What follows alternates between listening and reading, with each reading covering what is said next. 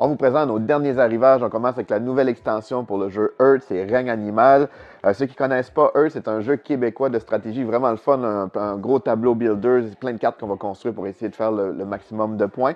Et là, ça amène plein de nouvelles cartes. On parle de 36 nouvelles cartes et c'est vraiment le fun parce qu'en plus, il y a plein de belles figurines d'animaux pour ajouter au jeu qui était déjà très beau. Donc, c'est Règne animal de Hearth.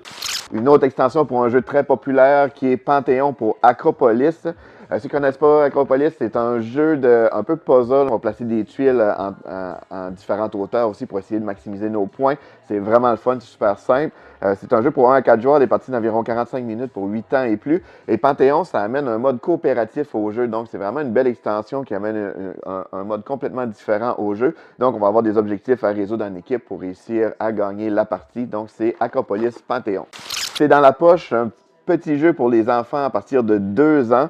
C'est un jeu qui les parties durent environ 5 à 10 minutes. C'est un jeu d'association avec les couleurs. C'est super simple.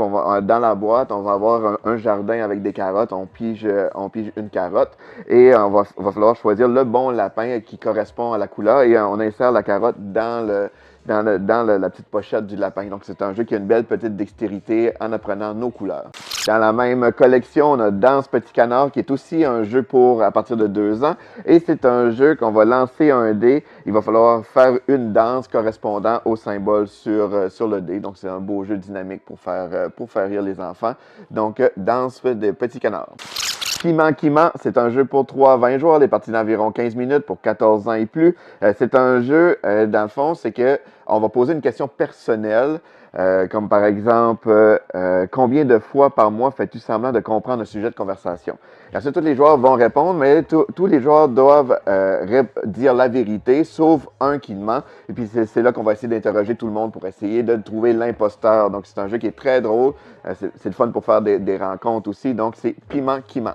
Petit jeu dans la gamme helvétique, c'est un jeu pour 2 à 5 joueurs, des parties d'environ 15 minutes pour 8 ans et plus. C'est un jeu qu'on va essayer de reproduire la meilleure main de poker avec des cartes visibles, parfois visibles, des fois des cartes cachées. Fait qu'il faut essayer de bien évaluer les jeux des autres joueurs. Donc un jeu qui a une belle interaction aussi entre les joueurs, donc c'est Cosmo.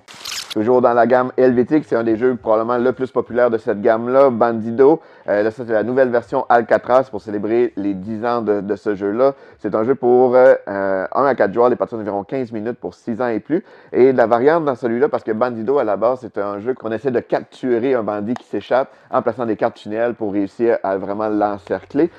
Ici, c'est le contraire. En fait, on va essayer de l'aider à sortir, mais il va y avoir des digues d'eau qu'il va falloir essayer de protéger pour pas que nos tunnels se fassent inonder. Donc, une belle variante dans le jeu, c'est Bandido Alcatraz et ça fait le tour des nouveautés de cette semaine.